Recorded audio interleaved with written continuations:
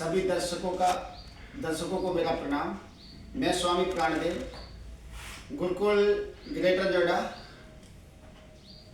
से आपके बीच में आज एक ऐसे विषय पर हम ऐतिहासिक घटनाओं को लेकर के, जब हम देखते हैं चारों तरफ हम सनातन की बात करते हैं, जब हम इस्लाम की बात करते हैं तो एक सनातन हिंदू संस्कृति जिसको हम वैदिक संस्कृति कहते हैं और इस्लाम का जो एक आज भी झगड़ा है हमारे देश में, इस झगड़े ने, इस मजहबी उन्माद ने हमें कितने दर्द दिए हैं। उन दर्दों की जब हम कहानी सुनते हैं तो आज भी हमारे रोंगटे खड़े हो जाते हैं। 1947 में देश आज़ाद हुआ, लेकिन देश आज़ाद होने के साथ साथ जो हमें दर्द दे गया, उन दर्दों की आज भी भरपाई नहीं है। ऐसी ही हमारी माता जी का मैं नाम जानना चाहूँगा। माता जी शशि भाटिया। शशि भाटिया। तो अभी माता जी से मेरी चर्चा चल रही थी तो मैंने कहा कि इसको हम एक वीडियो के माध्यम से आप दर्शकों तक भी पहुंचा सकें, जिससे आपको भी पता चले और आने वाली पीढ़ी को पता चले कि जो दर्द भरी कहानियाँ हैं वो दोबारा से रिपीट ना हो, ऐसी घटनाएं दोबारा ना हो। तो माता जी शशि भाटिया जी जो मूल रूप से जिनका गांव कभी पाकिस्तान में हुआ करता था, तो मैं माता जी से ही पूछना चाहूँगा कि पाकिस्तान में कहाँ रहते थे, आपके पिताजी क्या करते थे, तो एक बार आप उसको उधर देखते हुए।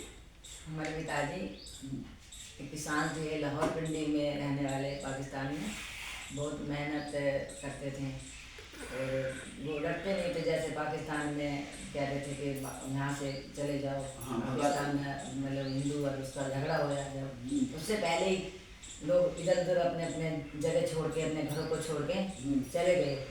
काफ़ी लोग रिश्तेदारों में भी और आगे पीछे के जो भी वहाँ पे मतलब बोलते थे शहर, सब इधर और जो रह गए वो डरते नहीं थे। तो हमारे पिताजी भी उनमें से डरते नहीं थे, तो उन्होंने कहा हम नहीं रहेंगे। जब आपके टाइम आया सरकार की गाड़ी में तो वो उनको आना पड़ा।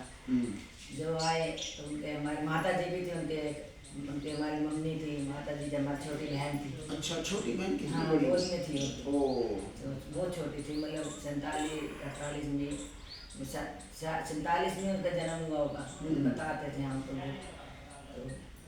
वो आए। उन्होंने फिर गाड़ी में जैसे जगह ढूंढ रहे थे अपने बचने का, जगह बचने के लिए। अच्छा। अबे गाड़ी में जाएं, जैसे जा रहे लोग मारा धाड़ी बहुत हो रही थी उस समय। हाँ। तो हमें तो पता नहीं इस चीज़ का, हमारे माँ बाप इस चीज़ को हमें बताते थे। आपके पिताजी आपको? हाँ, मम्मी ऐसे बताते थे कि ये कहानी हमारे साथ हुई है।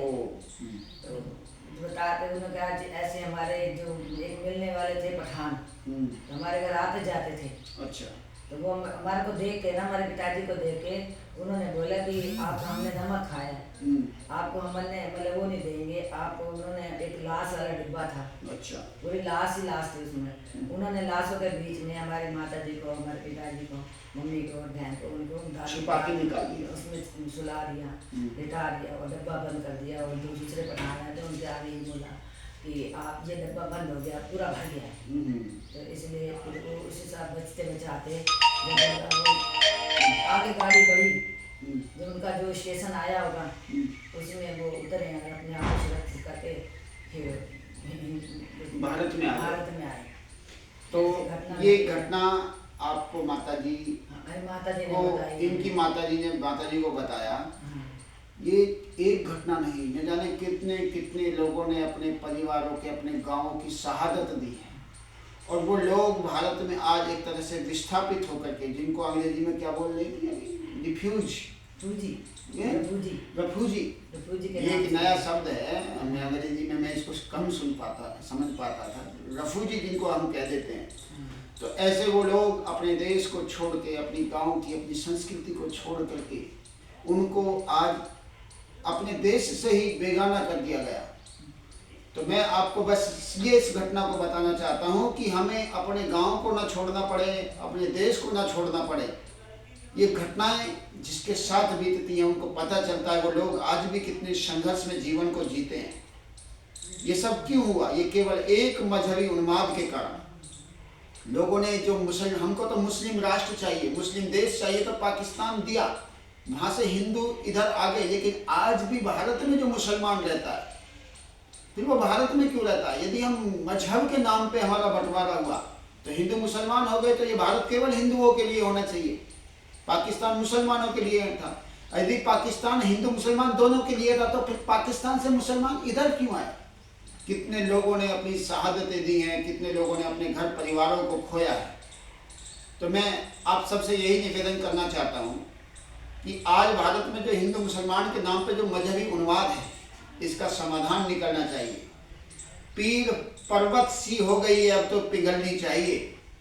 अब तो इस मजहबी उन्माद में कोई शांति की गंगा निकलनी चाहिए।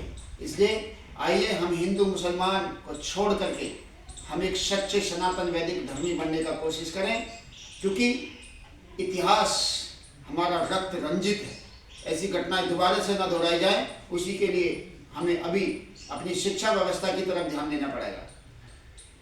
माता जी अपने 2 बच्चों को गुरुकुल में लेकर के आई हैं और उनके गुरुकुल के प्रति बड़ी श्रद्धा है, और वो चाहती हैं कि अपने बच्चों को गुरुकुल में पढ़ा करके बच्चों को धार्मिक रूप से मजबूत बनाएं, जिससे वो अपने राष्ट्र के काम आ सकें और राष्ट्र में फिर ऐसी घटना ना दोहराई जाए। उन्हीं के लिए हम गुरुकुल वासियों का सभी का संकल्प है कि हम अपने समाज में इस इस्लामिक मजहब कट्टरता को उखाड़ फेंकेंगे।